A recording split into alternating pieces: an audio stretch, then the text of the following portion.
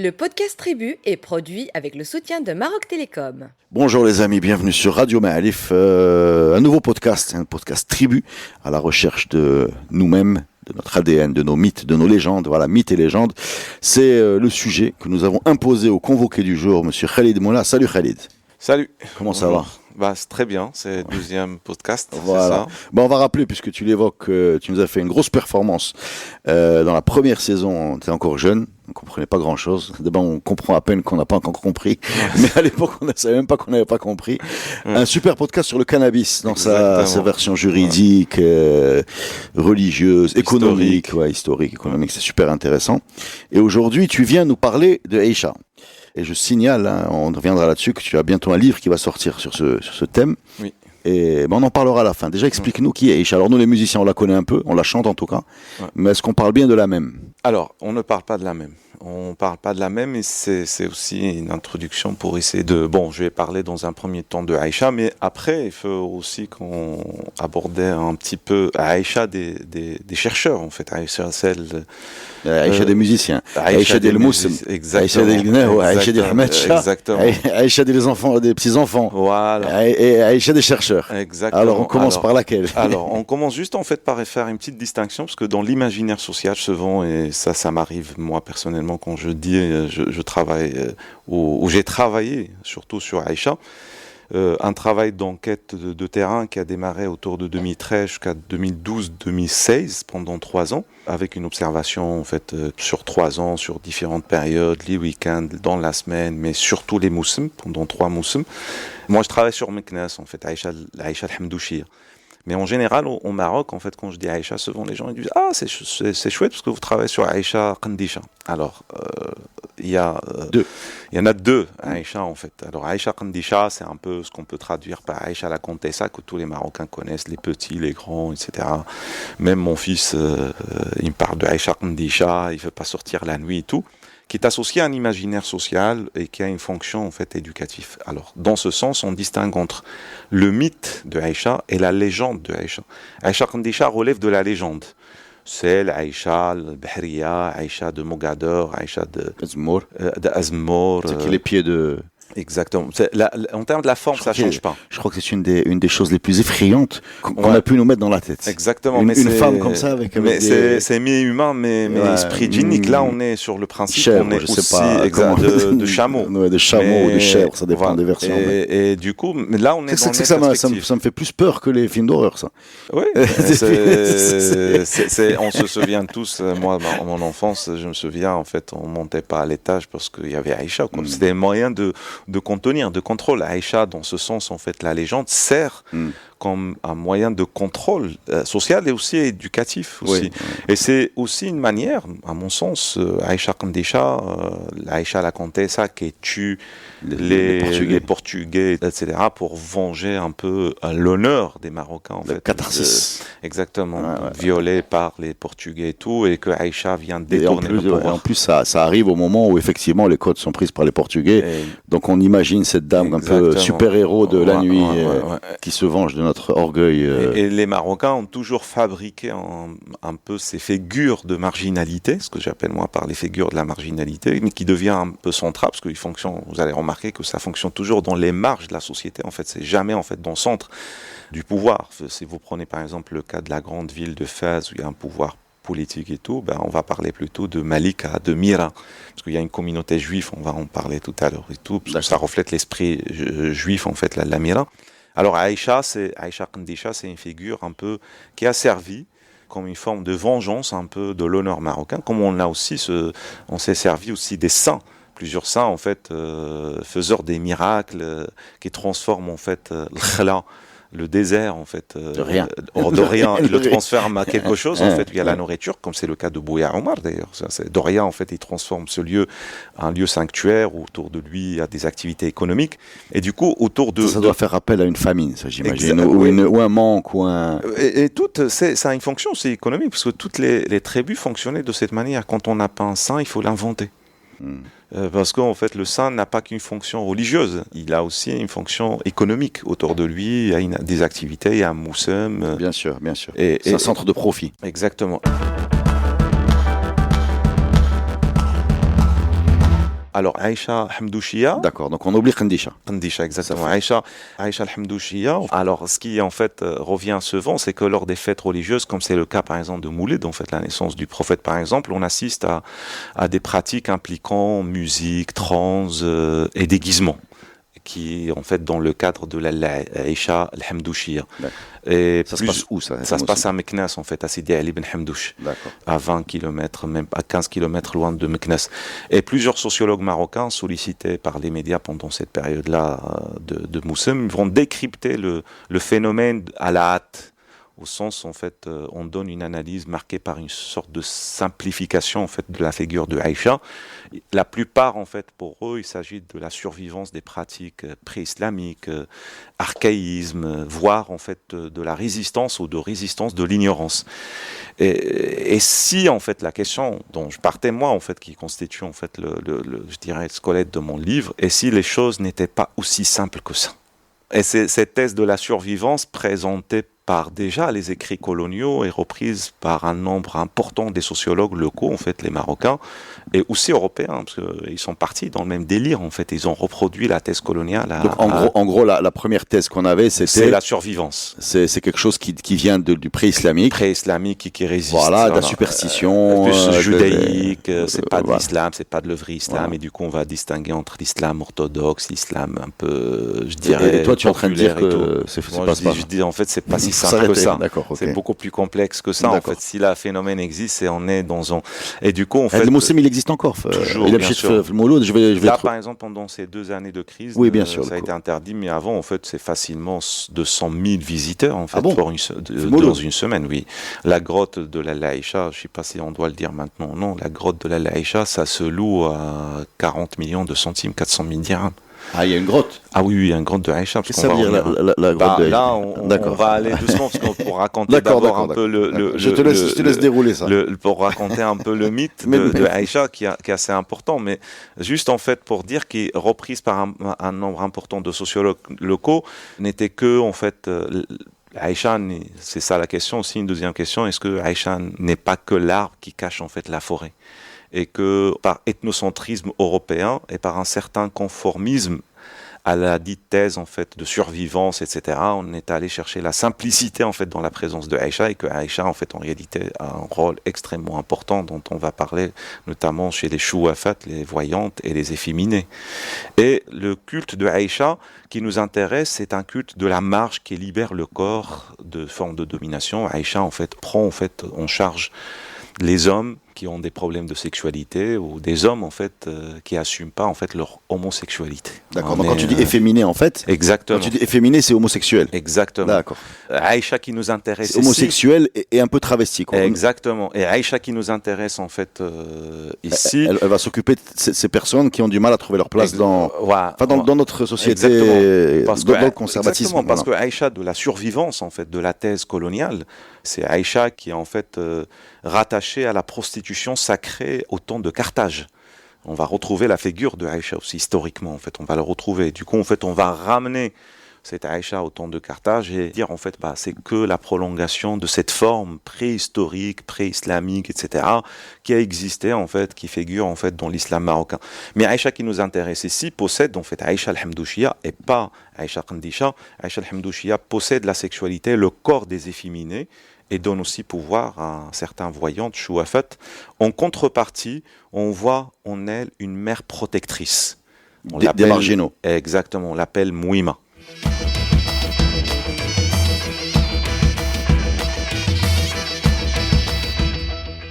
Est-ce que cette Aïcha Hamdouchia a une existence historique? Alors, Aïcha Hamdouchia, en fait, oui. Alors, elle a historique, non. Mais c'est un individu qui a existé. Réellement, on ne sait pas. En fait, ce qui nous intéresse, nous, c'est pas l'existence réelle ou non. Donc ça part pas de quelque chose de... Non, une création collective. Ce qui va intéresser le chercheur en général, c'est sa fonction, en fait. Sa fonction sociale. Alors, le mythe raconte que Aïcha, c'est Ali Ben Hamdouch qui s'installe, en fait, dans un village de Ben Rachid, à côté de Meknès. Parce qu'il faut savoir que Meknès, on a déjà en fait le centre-ville. C'est très rare en fait de trouver un saint qui habite le centre-ville, comme le cas de Meknès, qui est en fait Cheikh El-Kamel, c'est Al-Hadi Ben Issa, le père fondateur de la confrérie de Issa. Bien sûr. Et du coup, en fait, c'est Al-Hadi Ben Issa, quand il s'installe, il devient en fait le centre de la sainteté en fait dans ce village, parce que le saint en fait, c'est Al-Hadi Ben Issa.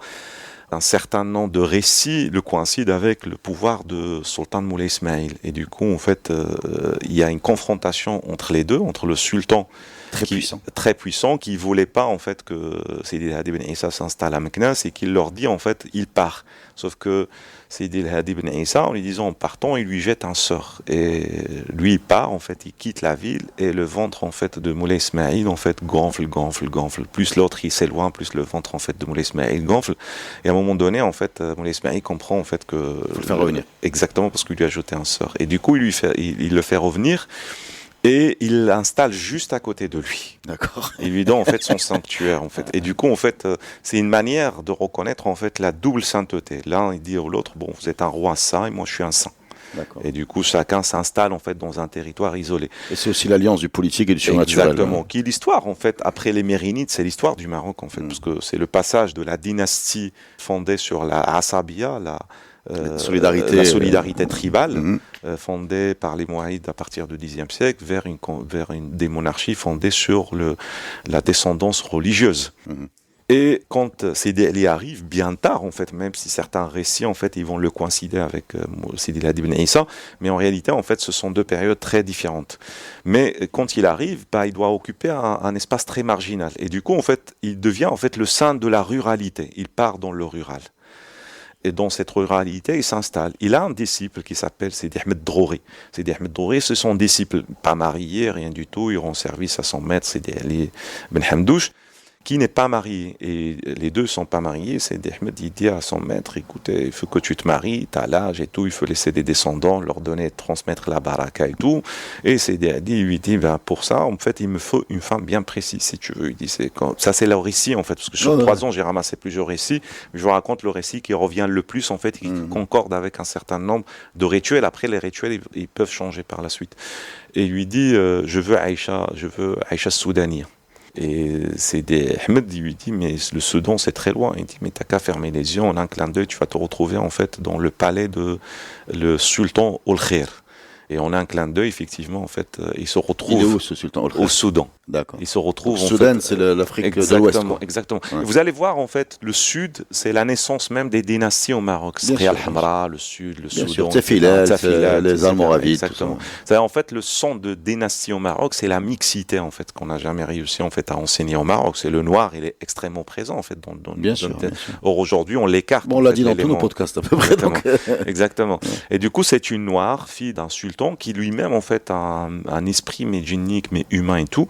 Et Sidi Ahmed arrive au palais, récupère l'Aïcha, mais récupère aussi un daf avec elle. Une percussion. Percussion, exact, un instrument de percussion. Et au moment où le sultan, le père, en fait, se rend compte, il envoie ses soldats pour récupérer sa fille, sauf en fait, Sidi Ahmed, il était parti très loin. Et cette légende, en fait, ce mythe plutôt, ne donne en fait deux perspectives qui sont intéressantes. C'est qu'en fait, le saint, Sidi Ali, est déjà un saint. Et il donne l'opportunité à son disciple, Sidi Ahmed, de devenir aussi un saint. C'est-à-dire, il l'envoie, mais il ne le ramène pas. C'est à lui de créer le miracle, de revenir. Ah, d'accord. Mais quand il revient... On a les simples. Exactement. Quand il revient en fait, il trouve les gens en fait à côté de la maison de Sidi Ali, là où il y a le mausolée, et les gens disent à Sidi Ali, vous savez, Sidi Ali est décédé. Alors. Pendant l'aller-retour. Exactement. Et du coup, en fait, Sidi Ahmed commence en fait à se taillader. C'est là où ça vient le rituel d'Ahmad Shah. C'est-à-dire, en fait, nous avons la naissance aussi d'un rituel. À ce moment-là, la mort en fait de Sidi Ali donne naissance à un rituel. Une autre version, mais qui par la suite en fait se rejoindre en fait vers la fin, c'est que Aïcha est rentrée en fait chez Sidi Ali, il le trouve mort et du coup il sort. Elle informe Sidi Ahmed qui aussi tombe en fait dans une tristesse, il s'isole, il commence aussi à taillader, la même chose en fait, c'est en tout cas les pratiques qu'on connaît traditionnellement de Ahmad Shah avant qu'ils cherchent en fait à un peu moderniser leurs pratiques et se séparer de ces pratiques dites archaïques, exactement, pour faire partie aujourd'hui de ce qu'on appelle l'islam marocain, Sofi, etc. Et Aïcha, à ce moment-là, en fait, part vers la grotte, le Hufra. et s'enfuit en fait. Mais quand elle s'enfuit, elle est suivie par des hommes. Et on la récupère avant qu'il pénètre en fait dans cette grotte, où on la cherche. Plusieurs versions en fait. Ceux qui disent on est rentré la chercher, d'autres qui disent on l'a interrompu en fait au moment d'accéder à cette grotte et tout. Mais le plus important, c'est que Aïcha, par son pouvoir, devient homme et on la viole en tant qu'homme. D'accord. Et du coup, en fait, Aïcha, par tristesse, se cache quand même dans cette grotte, et depuis, en fait, et s'est juré de se venger, en fait, de son honneur de femme, et de capter, de détourner, en fait, la sexualité des hommes. Et du coup, en fait, les hommes, ils deviennent impuissants, parce qu'en fait, Aïcha a pris leur sexualité, et les femmes peuvent en fait aussi devenir impénétrables en fait parce que Aïcha leur interdit en fait une sexualité normale. Ce qui fait que ce soit au niveau des femmes ou des hommes, Aïcha en fait devient un obstacle en fait vers une vie normale. Et du coup, il n'attaque pas personne, il attaque en fait les gens qui l'ont rencontré ou coïncider avec elle dans des moments en fait comme c'est dans le noir, les marais, des lieux un peu isolés, impropres, exactement. Et on lui a fait du mal et du coup en fait Aïcha se venge tout de suite parce qu'il est très. Et du coup cette Aïcha devient en fait une figure unique mais qui se décline en fait et on l'appelle en fait dans le langage en fait de rituel Katsif. En fait il devient exactement, il devient plusieurs choses en même temps. Qu'est devenu le petit instrument de percussion dans cette affaire? Il est rentré en fait dans l'instrument de musique d'Ahmed Shah. Parce que ce qui est, enfin, ça c'est un petit le mythe dans le mythe, c'est l'idée que la percussion arrive d'Afrique de l'Ouest. Mais c'est comme Kraqeb. C'est comme Kraqeb avec les. Ça, c'est marrant d'avoir fabriqué un mythe avec cette filiation. Ouais. D'accord. Donc on revient à Aïcha Tsifet, donc elle se déchaîne. Ouais. Mais c'est Aïcha en fait trop de profondeur dans d'autres types de pratiques qui existent parce qu'en fait si Aïcha en fait existe dans le périphérique en fait, l'espace de pouvoir, c'est-à-dire en fait à Sidi Ali, qu'aujourd'hui on l'appelle Sidi Ali, mais en fait c'est Ben Rachid. Mais le Douar il s'appelle comme ça, mais en fait aujourd'hui connu nationalement et internationalement par le terme en fait le Sidi Ali, en fait on l'appelle Douar Sidi Ali. D'ailleurs même les taxis quand vous voulez partir, faut dire en fait je veux aller à Sidi Ali, sinon en fait personne ne connaît. C'est l'identité de Sidi Ali qui prend en fait place. Ou vous dites en fait je veux aller voir Aïcha, on vous ramène directement là-bas. Mais on a d'autres figures en fait, on a la Lamira, la Malika, mais en fait la Lamira, la Malika sont différents parce que la Malika c'est plutôt en fait l'espace urbain comme Fès, la Médina, et la Lamira c'est l'espace urbain de Tétouan en fait. Alors dans la tradition Gnawa, Amira et Malika, c'est les jaunes, c'est les libertines. Exactement. C'est les femmes libérées qui assument leur sexualité, leur envie, la soirée. Alors je vais juste dire deux mots pour ceux qui ne connaissent pas le rite Gnawi. Quand on passe à travers les 7 couleurs, quand on arrive au jaune, en fait les femmes peuvent faire ce qu'elles veulent quoi. Pour aller vite, c'est le moment d'ouverture. Voilà, c'est le totem d'impunité sur toute la durée de la Ria aussi. Exactement. Alors ces pratiques-là s'inscrivent en fait dans ce qu'on appelle en fait des pratiques divinatoires. En fait, c'est un esprit qui vient vous habiter, qui vous donne un pouvoir. Avant de revenir en fait là-dessus, parce que c'est un point que je veux soulever ici, qui est extrêmement important, c'est que la figure même de ce qu'on a appelé en fait l'efféminé n'est pas étrange à la société arabe pré-islamique ou à l'aube même de l'islam. Et les efféminés, en fait, ce qu'on appelle par mukhannatin, étaient autorisés à fréquenter librement les femmes en portant du principe qu'ils n'avaient pas d'intérêt sexuel pour elles. En fait, il peut être en contact avec elles. Mais alors, est-ce qu'on parle des efféminés dans le sens homosexuel ou eunuque? Non. Parce que les eunuques qui allaient dans le harem, c'est autre chose. Non, on parle plutôt dans ce sens. En fait, là, pour le moment, on parle dans ce sens. C'est une mutilation. Quoi. Exactement. Mais les efféminés, en fait, c'est une position sexuelle entre deux. De la même manière que Aïcha appartient à deux mondes, les humains et le monde djinnique, l'efféminé aussi appartient à deux mondes. D'accord, c'est-à-dire en fait, il appartient au monde des hommes, il appartient en fait au monde des femmes. On va trouver d'autres figures comme ça dans d'autres cultures, c'est le cas de l'Inde avec une autre catégorie qu'on va en fait en parler maintenant. Mais le plus important, c'est que on va trouver ces pratiques en fait on va trouver même des hadiths concernant les mukhannatin qui apparaissent dans par exemple Muwatta de Malik ibn Anas, qui montre que ce dernier maudit en fait les hadiths, maudit les hommes qui se comportent comme des femmes et les femmes qui cherchent à se ressembler en fait à des hommes. Autrement dit, celles ou ceux qui ont un comportement transgenre et tente à inverser ce qui est naturel, au sens en fait de naturel. Mais ça existait en fait, et du coup la ville de Fès essentiellement fonctionnait beaucoup. On avait des maisons closes, essentiellement en fait gérées, et on avait de la clientèle, ces efféminés en fait, ils vont jouer en fait un double statut, c'est-à-dire à la fois des servants et des servantes. Et ils vont jouer aussi un rôle sexuel. Ce qui fait que on les trouve au 8e, 19e siècle, 11e, 12e, c'est-à-dire en fait, on va les retrouver, ils vont structurer en fait la dynamique de la ville au point en fait, dans le contexte marocain, le Lion africain note la présence de plusieurs professionnels vêtus de vêtements féminins à Fès au début du 16e siècle. Il parle d'eux, et lors de protectorat entre 1912 et 1956, à Fès, le joueur, le chanteur et danseur les plus connus dans la période suivant la Seconde Guerre mondiale étaient les Juifs, et les partisans actuels notent que la majorité des joueurs efféminés étaient traditionnellement juifs, mais aussi en fait, des efféminés en fait d'autres communautés. C'est-à-dire en fait, ça fait partie de divertissement en fait de la ville. Ça fait partie du décor de la nightlife. Exactement. La nightlife de exactement. Ils étaient des managers des auberges dans la ville. C'est eux qui formaient en fait. Ils se rasaient la barbe. Ils s'habillaient en fait. Ils avaient des concubines avec lesquelles ils faisaient ce qu'une femme faisait avec un autre en fait. Voilà. C'est quelque chose qui nous intéresse et on va le trouver en fait dans le même contexte à Jamal Fna. Oui, où il y a des hommes travestis en raftan féminin qui dansent. Voilà. Et le danseur, en fait, efféminé dans un spectacle habillé en femme. Ou même dans le Moussem de Moulay Abdallah, il y avait un qui est à côté de Sidi Bouzid. Il y avait toujours une tente avec un spectacle de travesti, quoi. Voilà. Et ces efféminés, en fait, en dansant avec le voile sur le visage et tout, ils vont même, en fait, aller chercher un peu, on va voir des femmes qui rentrent pour leur faire la concurrence, en fait. Oui, c'est un jeu. C'est un jeu, en fait, qui se fait, en fait, de cette manière. Ce qui fait que Aïcha devient un peu cette figure qui, aujourd'hui, en fait, a une fonction complètement différente, celle, en fait, où vous n'êtes pas homosexuel, mais vous êtes habité par l'esprit de Aïcha. Et qui permet, en fait, une réintégration, en fait, sociale dans le groupe. Mais le plus important, en fait, dans cette démarche, pour revenir en fait par la suite à ça, c'est que quand on prend par exemple ce processus assez complexe, on va trouver que le livre en fait le plus important qui a travaillé sur ça de Krapinzano, qui a travaillé sur la période en fait vers la fin des années 60, début des années 70, qui a travaillé sur le pouvoir de guérir des Ahmadja, on va trouver que la figure de Aïcha est extrêmement marginale. Il parle d'elle comme une Aïcha Qandisha, comme j'ai dit tout à l'heure, relève plus de la légende que d'un mythe. Et cette Aïcha Qandisha, elle est là, et n'a pas une fonctionnalité en fait dans le rituel, elle n'est pas importante. Et ces dernières années, c'est ça qui m'a intéressé en fait dans ce travail.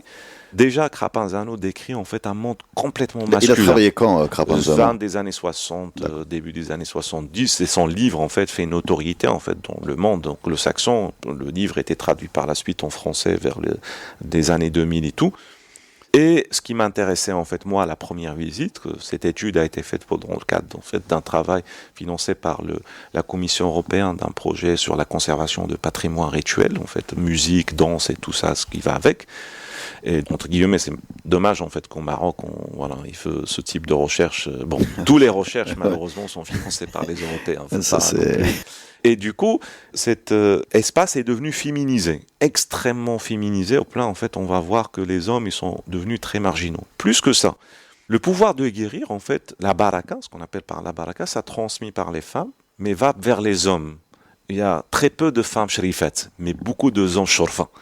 Et du coup, en fait, cette transformation de rapport de genre finit en fait par la suite, en fait, par détourner le pouvoir. Ces femmes, si en fait les shorfa de Sidi Ali ibn Hamdouche ont le pouvoir de guérir par leur appartenance en fait à Sidi Ali, sachant que Sidi Ali n'a pas laissé des enfants, ce sont les enfants de son frère, c'est ses neveux. Eux, ils vont prendre quand même ce pouvoir par aliénation en fait à leur oncle, ils vont le transmettre en fait de génération à génération, et ça va devenir un pouvoir de guérir en fait, c'est-à-dire en fait on guérit des maladies, etc. Une femme qui fécondité, problème de couple, je sais pas, tout type en fait de problèmes pathologiques ou psychologiques en fait, ce groupe-là a un pouvoir en fait de guérir. Est-ce que c'est vrai ou pas vrai? Le chercheur ne s'intéresse pas à ça, s'intéresse plutôt en fait à ce que ça génère comme dynamique et comme forme de croyances et de pratiques dans la vie quotidienne en fait des gens.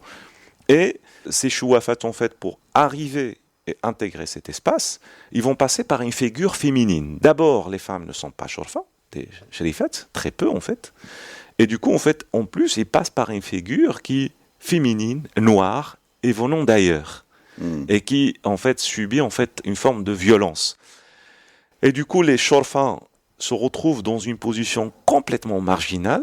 Et en fait, plus personne n'allait chez eux pour une thérapie, mais on va plutôt en fait vers des sherifat qui sont habités par Aïcha, qui ont un pacte avec Aïcha, ou aller vers des efféminés aussi qui ont un pacte, ont une alliance avec Aïcha parce qu'ils sont rentrés en contact avec eux. Et l'esprit de Aïcha donne un super pouvoir qui dépasse le pouvoir aux outsiders. Exactement, aux outsiders. Exactement. Et ça permet d'inverser ces rôles dans un espace limité, de changer les hiérarchies. Exactement, limité, contrôlé par les gendarmes. Et les gendarmes, ils vont même jouer un rôle extrêmement important dans le contrôle, parce que c'est eux qui encerclent en fait l'entrée depuis en fait la route nationale jusqu'à en fait l'arrivée au sanctuaire. Exactement. D'accord, et après on monte, on va trouver en fait d'autres barrages de gendarmes, et les gendarmes ils vont filtrer à partir des apparences. Est-ce que vous êtes efféminé, habillé avec des couleurs très flashantes et tout? En fait, on va vous descendre de la voiture, vous rentrez chez vous. Et du coup, en fait, ces efféminés, ces chouafat et tout, ils vont se cacher en fait dans des habits, dans des choses complètement différentes avant de passer. C'est-à-dire le gendarme devient lui-même en fait. Il fait le gendarme. Il fait le gendarme, mais il devient aussi un acteur de rituel. C'est-à-dire, en fait, l'inversion commence. Je suis efféminé, je deviens, en fait, entre parenthèses, quelqu'un de normal. Et une fois j'ai dépassé, en fait, le contrôle des gendarmes, je redeviens par la suite efféminé, qui va être confirmé par... Et à l'intérieur, je deviens le patron. Exactement. Voilà, c'est des processus. Et le gendarme, il surveille de très loin. Mais d'accord. tous les efféminés ne sont pas des patrons. Il y a aussi des efféminés clients. Il y a d'autres, en fait, venant essentiellement des villes. C'est de Salé, de Tanger, de Tétouan et de Kazan.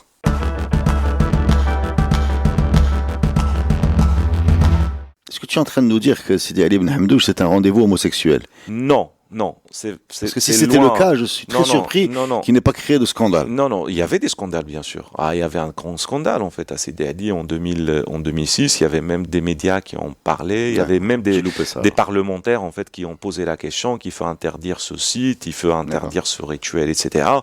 Ouais, bien sûr qu'il y avait un véritable scandale, équivalent au scandale de mariage homosexuel de Qasr Kbir. Oui, ça je m'en rappelle. C'est un peu la même période, en fait. C'était la même période parce que souvent, en fait, vous avez toujours des intrus qui vont rentrer, qui vont prendre, en fait, des photos en cachette et on va sortir ça et ça fait des scandales. Non, il ne s'agit pas, en fait, d'une rencontre homosexuelle, c'est loin de ça. Il s'agit réellement, en fait, d'un rituel, en fait, d'une catégorie sociale, que ce soit des femmes ou des efféminés qui sont exclus socialement, qui sont stigmatisés, qui sont étiquetés socialement et qui vont transformer ces rapports de pouvoir d'une position semi à une position dominante. Et du coup, celui qui les discrimine à l'extérieur de ce sanctuaire vient chercher leur baraka à l'intérieur. Exactement, devient lui-même, en fait, semi. C'est en fait... Et le pouvoir, c'est ça. Le pouvoir ne va pas dans un sens unique. Le pouvoir ne fait que s'inverser en permanence. Et ce sont les acteurs qui l'inversent. Le pouvoir n'est pas quelque chose d'objectif, en fait. Il est aussi quelque chose de subjectif. On peut le créer dans un contexte différent. Et du coup, le Sidi Ali devient un lieu de pouvoir. Oui, mais il y a des lieux comme ça où le pouvoir s'inverse, par exemple le stade de foot. Exactement. Un stade de foot où l'autorité n'est plus aussi importante qu'en dehors, où c'est plutôt le support. Enfin bref, on a compris ce que je veux dire. Mais alors, question très... Quand cette femme, ou cet efféminé, rentre dans la zone de Sidi Ali Ibn Hamdouche, qu'il invoque l'esprit de Aïcha, pour avoir la baraka qui va lui permettre de... Non, il va pas avoir en fait la baraka. Il va avoir le pouvoir, parce il va avoir un truc. Celui qui a la baraka, en fait, se vend, dans la plupart du temps, Aïcha a eu une rencontre avec Aïcha. Cette rencontre, elle peut être physique ou peut être en fait sous forme de rêve. D'accord. Et du coup, Aïcha est venue dans son rêve, lui a dit en fait, il faut absolument que tu fais en fait ça et ça et ça et ça et ça et ça. Ça finit par la suite par un sacrifice. Et la personne qui a réussi en fait à faire ça, il devient par la suite le maître. Et du coup, il rentre dans une relation avec Aïcha de dominé-dominant, c'est-à-dire en fait le pouvoir s'inverse. Parfois c'est Aïcha qui le domine, d'autres en fait c'est lui qui domine Aïcha. C'est le baraka. Ça, exactement le baraka. Elle n'a rien à voir avec les efféminés. Mais lui, il est lui-même propriétaire. Il est aussi efféminé. D'accord. Moi, j'en ai rencontré des efféminés de tout, où il fait un spectacle magnifique, filmé en direct, et il y avait même en fait des clientes et des clients qui le suivent en live de l'Arabie Saoudite, de la Belgique, de la France, et par vidéo. Ouais. Il leur envoie la baraka, et du coup les gens, en fait, D'accord. lui il se coupe, et les gens viennent toucher le sang, et lui en fait, il y a des garde-corps qui poussent les gens parce que c'est pas n'importe qui peut avoir son sang. Après, quelqu'un qui va entendre ça, il va dire c'est de l'archaïsme, mais en fait, toutes les formes de société. C'est de la diablerie. Exactement, mais toutes les sociétés ont ça. Les Japonais, ils sont extrêmement, en fait, toute leur vie, en fait, est marquée par des rituels, par des esprits et tout. Les scarifications, Exactement, on va trouver la même chose, par l'autoflagellation. exemple. Moi, ça m'intéresse parce que aussi pour casser cette idée, en fait, un peu stéréotypée chez les Marocains, qu'en quoi, en fait, se pratique, c'est de l'archaïsme et tout. Par exemple, on prend les efféminés, en fait, à Naples, que j'ai étudié aussi. C'est un groupe social, en fait, des hommes qui naissent avec un comportement féminin. Et du coup, en fait, ils s'habillent comme des femmes. Et ils ont un rôle extrêmement social, un rôle socialement extrêmement important. Dans le sens où, par exemple, si quand vous voulez jouer à la loterie, et si vous voulez, en fait, gagner, il faut qu'un efféminé remplit les chiffres, en fait, pour vous. On les invite, en fait, pour chanter pendant le mariage parce qu'en fait, ils apportent la bénédiction pour la fécondité. Ils jouent un rôle extrêmement important, et ça se passe toujours, en fait, dans on peut appeler ça la Médina, en fait, la vieille de Naples, en fait, la vieille ville de Naples. Et ils ont même une sainte qui s'appelle la Madonna Nera, la Madone Noire, qui est en fait une sainte noire qui a quitté son église, en fait, principale au plein centre de Naples, la Grande, et partir, en fait, construire sa propre église sur la montagne de la Montagna de Sante Vergine. En fait, c'est la montagne de la Sainte Vierge, et qui, elle, noire. Et les efféminés, en fait, lui organisent chaque année, en fait, une visite où on va, en fait, lui rendre honneur. On l'appelle la maman protectrice. Et on va trouver exactement les mêmes dynamiques, c'est-à-dire le Méditerranée est plein de ce type de dynamique. De correspondance. Exactement. Et dernière, en fait, c'est important aussi, c'est on prend le groupe Hijra en Inde, qui est un groupe, en fait, décrit d'une façon très variée dans la littérature anthropologique sur les Hijra. Et les Hijra, en fait, ce sont des hommes qui naissent avec 2 organes. Hermaphrodite. Hermaphrodite. Et du coup, en fait, ils appartiennent aux 2 mondes. Et parce qu'ils sont nés avec les 2 organes, ils deviennent, en fait, source de pouvoir. D'accord. Parce qu'en fait, on ne peut pas les contrôler. Ils sont ni hommes ni femmes. D'accord. Ils sont entre les deux. Et le social a horreur et peur de l'entre-deux. Exactement. Soit il aime bien les cases. Exactement. Il dérange tout le monde. Exactement. Soit vous êtes homme, soit vous êtes femme. Vous ne pouvez pas être les deux. Parce que ça fait peur. C'est le fondant. C'est pas parce qu'en fait c'est contre la nature ou quoi que ce soit. C'est juste, en fait, on a très peur, en fait, de ce type de cette catégorie, en fait, de personnes, quoi.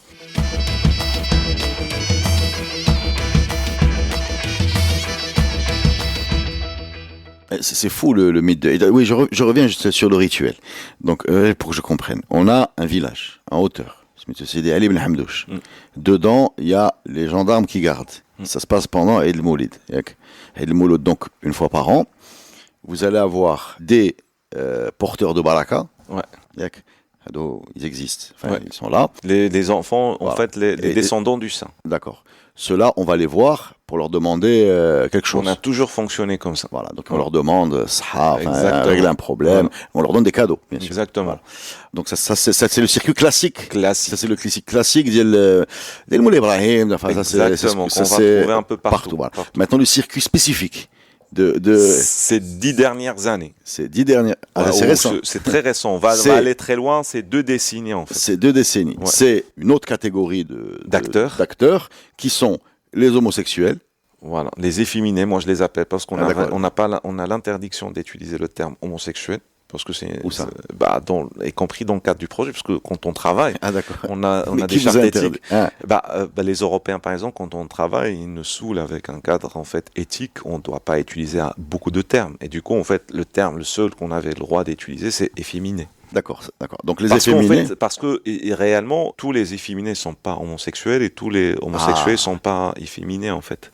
C'est ça, en fait, le paradoxe. Donc pour ça, c'est intéressant, en fait. D'accord.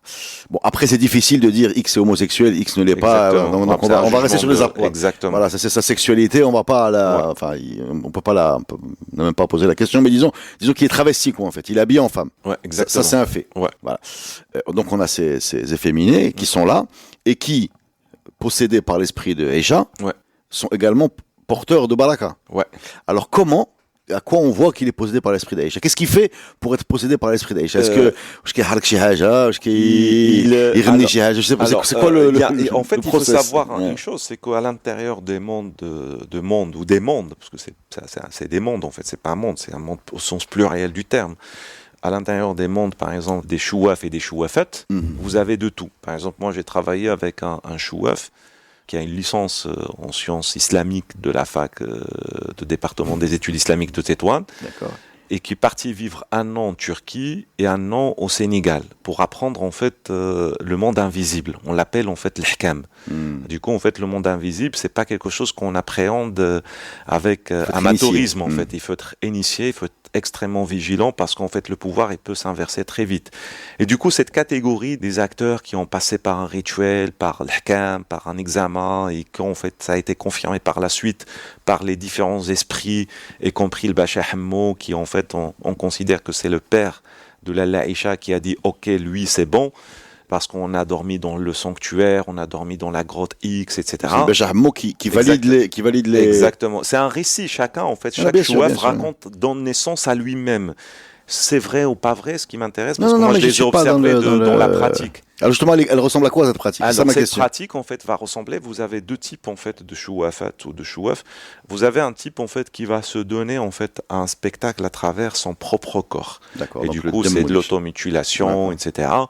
Et il va réaliser un certain nombre des miracles que par exemple, quelques scientifiques qui peuvent les expliquer. De gens, par exemple, parlaient à une vache, bon, j'ai assisté à ça, un veau, en fait, ou habité par l'esprit de Aïcha.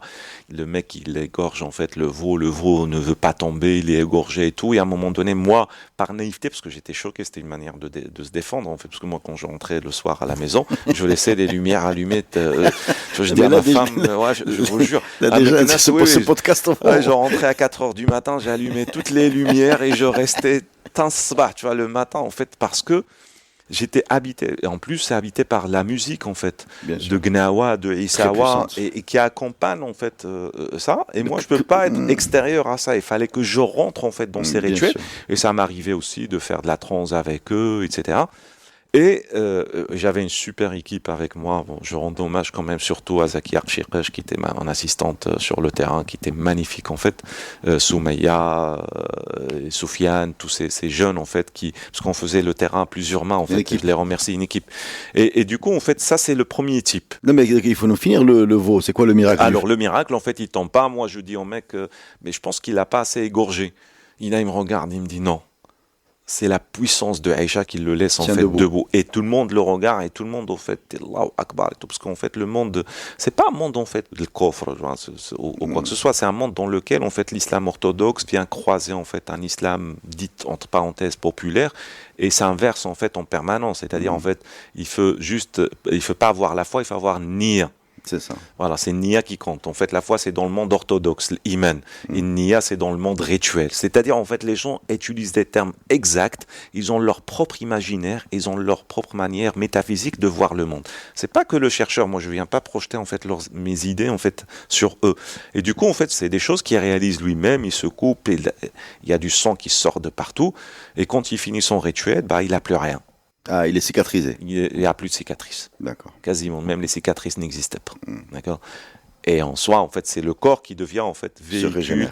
Exactement. C'est le corps qui devient le véhicule, ou l'image, en fait, de ce pouvoir surnaturel pris par cette personne qui, en fait, allège la souffrance, en fait, de ce veau qui veut pas tomber en lui disant « Aïcha, je te libère ». Et du coup, la vache tombe, et du coup, les gens, ils vont aller chercher ce sang. Lui, en fait, il va aller toucher avec son sang à lui, etc.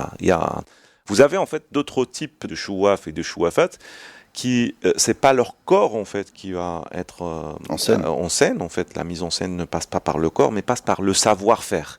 Ce savoir-faire d'organiser en fait. Et du coup, c'est la chouafa qui organise en fait une sortie. Moi, j'ai assisté par exemple Au début, ça a été très choquant pour moi, parce que aussi le chercheur, il arrive avec un sens commun. Hein. Moi aussi, je pense que c'est aussi personnel, c'est mes mécanismes de défense. Parce que Non, mais c'est pas tout le jour qu'on voit un veau égorgé déjà. Et du coup, les gens se mutilent. C'est pour ça que j'ai mis 3 ans en fait. Moi, j'étais habitué aux drogues, les trafiquants, le cannabis et tout. Je me suis retrouvé dans un autre délire. Et là, ça a été un peu. Après, il va falloir qu'on fasse un podcast sur le choix de tes sujets. Oui, je pense que c'est pas. Mais alors, cette sortie, c'est quoi? Alors, et la deuxième, en fait, c'est le savoir-faire. Ce savoir-faire, en fait, j'arrive, je raconte juste une anecdote, par exemple, celle-là. Il y a une chouafa qui arrive avec énormément de matériel, en fait. C'est une petite fourgonnette qui arrive, mais plein, hein, facilement, 50 000 dirhams, en fait, des cadeaux, en fait, pour la Aïcha et tout. Et je vois quelqu'un habillé en kaftan. Et moi, j'ai cru, âgé. Tu vois, vraiment, j'ai cru, accompagné de ses enfants, machin et tout, moi j'ai cru que c'était une femme. Et à ma grande surprise, en fait, moi j'avais cette fâcheuse habitude de rentrer dans le groupe et de se faire passer par quelqu'un de la famille pour rentrer dans la grotte. Et quand on rentre à l'intérieur de la grotte, mais en réalité c'était un homme, et il avait 65 ans, habité par l'esprit de Aïcha. Et du coup, en fait, cette chouafa transmet en fait son savoir-faire pour accompagner quelqu'un qui habitait par l'esprit de Aïcha. Et c'est elle qui va le libérer. Au sens, en fait, elle va trouver un équilibre et créer, en fait, un pacte avec Aïcha en lui disant, tu le laisses tranquille, et il te promet, en fait, de te rendre visite chaque année. Alors, nous avons 2 dynamiques. La première, en fait, de Chouaf, où la baraka passe par son corps, par le son, à lui, et l'autre, en fait, par le savoir-faire qui va accompagner d'autres personnes. L'intermédiation. L'interprète, quoi. Celui qui sait parler à Aïcha. C'est, en fait, un acte divinatoire. Voilà. Il est capable de parler, exactement. Il comprend les codes de Aïcha. Et quand, en fait, on arrive, pour le sacrifice, on commence à chanter, en fait, et du coup, en fait, là, il n'y a pas de ruse. Parce qu'en fait, il y a énormément de ruse, en fait, dans ce rituel. Comme j'ai dit tout à l'heure, en fait, les petits moutons et tout, très maigrichants et tout, sont vendus à 300 dirhams et tout. Et en fait, ils sont revendus plusieurs fois, genre 3 ou 4 fois. Et ça m'a amusé, en fait, de suivre ces animaux, parce que j'observais ces animaux, et c'était juste hallucinant. À un moment donné, je croyais pas à mes yeux. Je dis, c'est pas possible. Et du coup, en fait, on prend, par exemple, un animal, on le prend avec la musique et tout, il arrive à l'intérieur, en fait, de l'abattoir, il tombe. Réellement, tu vois, c'est comme ça, il va être égorgé. Et là, l'animal sort la langue et tout, du cinéma, mais réellement du cinéma. Et comme il y a beaucoup de sang tout le temps, en fait, le mec, à peine il le touche, en fait, la famille sort et après, l'animal se lève sur 4 pattes et il rentre chez lui. Et on le ramène. Il va être revendu encore une fois. Re-égorgé. Entre guillemets, égorgé et tout. Et la fois où cet animal est revendu la 3e fois, ou la 4e fois, ça dépend, il sait qu'il va être égorgé. C'était juste hallucinant, quoi. Il veut pas marcher. On le tire. Il est maigrichant, mais on le tire. Et quand il arrive, il crie. C'est hallucinant. Quand je dis, mais il a compris, quoi, le mec. Tu vois, le mec, hein, l'animal, quoi. L'animal, il a compris qu'en fait, c'est la fin. C'est un acteur, quoi. Exactement. C'est un acteur qui fait partie de la mise en scène, environnement, qui a fait la mise en scène. Et quand il a su, en fait, que la mise en scène était finie, et moi, ça m'a interrogé. Je lui ai dit, ok, d'accord, je vais pas travailler que sur les humains, je vais faire prêter attention aussi aux végétaux, aux animaux, parce que ce sont aussi des éléments extrêmement importants. Ce qui fait que ces 2 dynamiques sont complètement différentes. Si le premier, en fait, c'est lui, en fait, qui exerce le rituel sur son propre corps pour montrer le pouvoir, et c'est lui-même, en fait, qui achète le sacrifice, qui se vend un veau noir, etc., avec le henné sur la bouche, sur les pattes, sur la langue, sur le nez et tout. La deuxième, en fait, vient réorganiser, en fait, une forme de désorganisation sociale qui existe suite à l'arrivée de Aïcha dans le corps de quelqu'un, qui est un homme, qui l'a rendu efféminé, qui l'a rendu impuissant et tout. Et du coup, en fait, cette femme, cette chouafa ou ce chouaf va accompagner cette personne, en fait, dans le rituel d'inversion, d'inverser le pouvoir. Alors, dans le premier, on inverse le sexe. Dans le deuxième, on inverse le pouvoir. Et les 2, en fait, ils ont la même fonction. C'est-à-dire, en fait, réintégrer la déviance. Exactement, réintégrer en fait les marges de la société à l'intérieur de la société, parce qu'en fait, c'est moins grave. C'est-à-dire que si tu es homosexuel Parce que Aïcha, la machib khatrak. Voilà, machib khatrak, Voilà. exactement. Et Donc quand, on peut pas t'accuser. Quoi. Exactement, Voilà. machib khatron. C'est-à-dire, En fait, il va falloir qu'on enlève Aïcha. exactement. Donc, on va faire ce qu'il faut faire. Voilà, ouais. Mais toi, physiquement, Exactement. Exactement. Ils vont me dire, par exemple, tu sais, c'est pas ce que tu crois. D'accord. Il est habité par Aïcha et ça fait 2 ans qu'il n'est pas venu en fait. Et du coup, parce qu'il n'est pas venu depuis 2 ans voir Aïcha et tout, Aïcha le punit en fait. Voilà. Il rend en fait la vie beaucoup plus difficile. Voilà. Et du coup, en fait, il doit revenir. Ça ressemble beaucoup à la tradition gnawa où il faut donner la lila aux moulouk, les kémilkouk. Exactement. Comme ça, ils vont avoir leur transe et toi, tu vas être tranquille le reste du temps. Exactement. Et ces moulouk étant de 7 couleurs différentes. Mais c'est intéressant de dire le terme moulouk, en fait, c'est important parce qu'en fait, vous l'appartenez en fait. Ah, les deux. Mais vous inversez les rôles, en fait. Les rituels servent à inverser les rôles. Et les rituels, ce sont C'est-à-dire que normalement, toi, comme tu es propriétaire de ton corps, tu domines tes mouvements. Ouais. Et quand tu es en transe, c'est le melk qui domine. Qui domine, voilà, c'est ça. Et alors, juste pour finir sur le parallèle, on a donc les 7 couleurs et ces mlouks sont 7 catégories avec le wahd al-pror dielo. Enfin, il y a les blancs, les jaunes, j'ai les boilem et compagnie, les bleus ciel, enfin ceux de la mer, ceux de la terre, semawi, etc. Et les jaunes, bien sûr, on en a parlé, les noirs, c'est les durs, des rabat, des dem, etc. Et en fait, ça ressemble beaucoup à ce que tu nous dis aussi, quoi. Il y a des correspondances.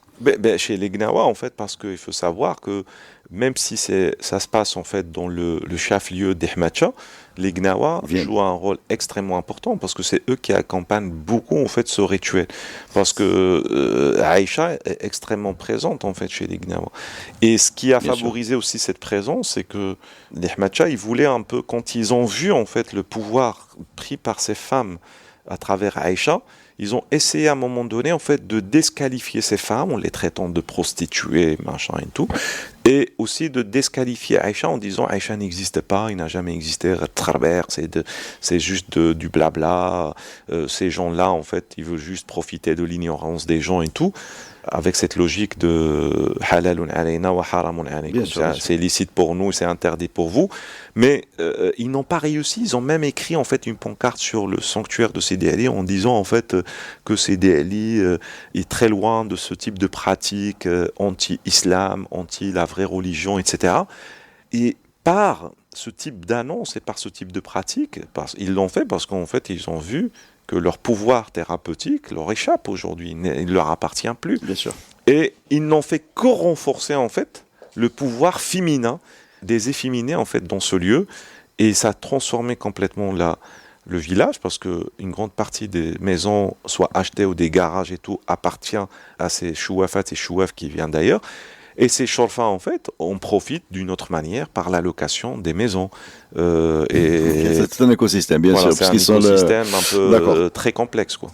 Eh ben, on a appris beaucoup de choses. Chanter Moulet el-Merja, Aïcha Yaouisha, Moulet el-Widan, Moulet el-Ghiran, donc des marécages et des grottes. Il y a même, j'ai découvert, en fait, je vous raconte cette anecdote, en fait, parce que je fais connaissance d'un chouaf. Et qui était un peu, lui, c'est vraiment été entre l'arnaque et chou, enfin les deux. C'est le seul que j'ai rencontré en fait. Il avait cette double posture. Les autres en fait, ils incarnaient le rôle, mais réellement, c'est vraiment quelque chose qui vous laisse en fait un peu perplexe en disant voilà, il joue son rôle, voilà, réellement. Il incarne, il croit en fait. Lui, en fait, il était un peu entre deux, en fait, entre arnaqueur et un peu, exactement. Et il me ramène chez lui, il me donne en fait un œuf en disant tiens, moi je vais te faire en fait la magie, il va devenir dur. En fait, moi je le touche, je le sens exactement la même chose. J'ai senti que le mec, mais avec ce mec, en fait, ce qui était ce chouaf, un peu un feu chouaf, parce que c'est pour ça que tout à l'heure j'ai dit en fait à l'intérieur de cette catégorie des chouafs, il y a le faux et le vrai, parce que c'est eux qui te le disent. Ils te disent, en fait, il faut faire très attention. Les chouafs, il y en a des deux. Il y a de quoi manger, boire, quoi. Il y a des vrais et des faux. C'est pas juste un jugement de l'extérieur, ça se passe aussi de l'intérieur. Et du coup, en fait, il me fait découvrir Aïcha Smaïlia, que je connaissais pas. Que les autorités ont fini par, en fait, arrêter sa présence. Il y avait une grotte, plutôt, en fait, un trou dans le mur, en fait, de muraille de Moulay Ismaïl, à côté de Sahrish Swani, à Meknas. Et un jour, en fait, il me dit, viens avec moi. Et je pars, et à ma grande surprise, parce que c'est aussi important de le dire, c'est que contrairement à l'idée reçue chez les gens, en fait, qui peuvent entendre en fait ce podcast en disant ouais, c'est probablement que les gens ignorants, illettrés, qui vont là. Non, ça Mais en traverse fait, toute, exactement. ça traverse toute la société. Moi, j'ai vu, je vous jure, j'ai vu. Bon, je vais finir cette histoire tout à l'heure. J'ai vu en fait même des petites bourgeoises de Fès, de Casa, de Rabat et tout venaient avec leur Mercedes ou leur BM ou un truc de ce genre. Ça vaut 50 millions, 500 000 dirhams et tout, et habillés facilement avec 100 000 dirhams. Et accompagné derrière avec l'Hedia et le descend. Exactement. Non, Hamdouchia. Et remonte. Alors, dans cette soirée-là, en fait, où je vais avec lui pour voir Smaïlia, en fait, je vois le trot dans le mur et des bougies. Et des gens, en fait, parce que les autorités essaient de contrôler un peu, parce que Aïcha ne doit pas déborder sur d'autres espaces. C'est là où le rapport est intéressant entre pouvoir et espace, quoi. Ça doit rester en fait à CDLI et pas déborder en fait dans d'autres espaces. Et faut pas que le métastase. Exactement. Et là je trouve un avocat de Rabat très connu. Et j'apprends en fait par la suite il a refusé de me parler, mais j'ai réussi quand même à avoir quelques infos par une autre chouafa en fait intermédiaire et tout, qui m'explique en fait qu'il vient chaque semaine en visite en fait à Aïcha. S'il vient pas, en fait, il envoie quelqu'un d'autre. Aïcha Smaïlia. Et le mec en fait, quand les semaines où il n'est pas venu, ça a été la cata, que ce soit pour les jugements ou pour le travail, quoi. Moi, je vous dis en fait une chose. J'avais en fait dans cette enquête, j'avais un copain italien en fait, parce qu'on faisait une enquête aussi en collectif avec d'autres collègues, un sociologue et un Paolo Valerio, qui est en fait neuropsychiatre et psychologue à l'université de Federico Douai en Italie, à Naples. Et à un moment donné, en fait, quand on voit ça, je lui pose la question, je lui dis mais c'est hallucinant tout ça. Et là, il me regarde, il me dit mais tu sais, Khalid, aujourd'hui, on connaît que très peu sur le fonction en fait de cerveau humain. C'est-à-dire, en fait, tu ne peux pas, en fait, scientifiquement prouver ou nier tout ce que tu vois. Oui, non, bien sûr.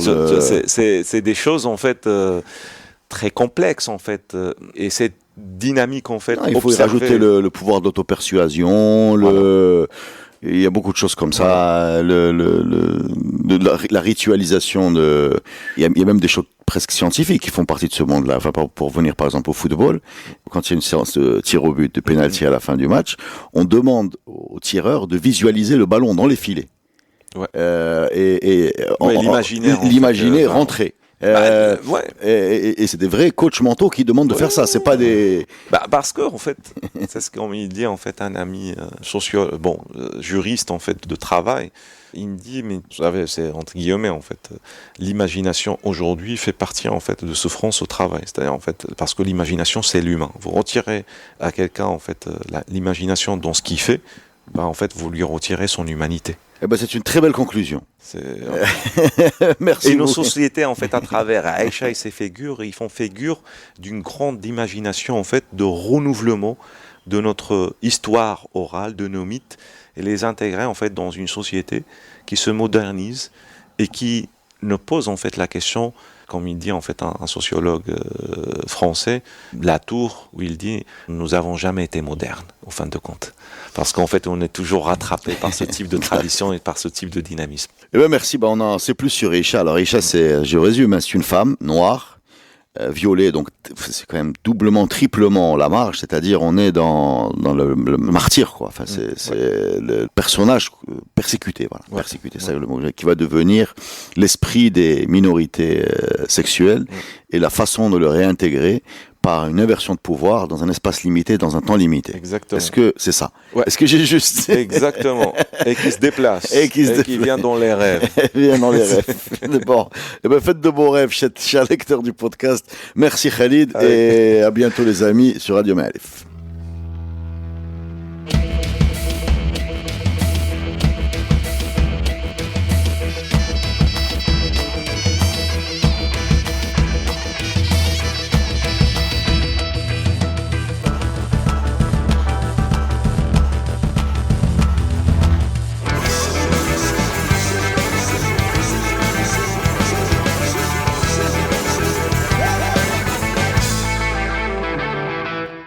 Le podcast Tribu est produit avec le soutien de Maroc Télécom. Maroc Télécom, un monde nouveau vous appelle.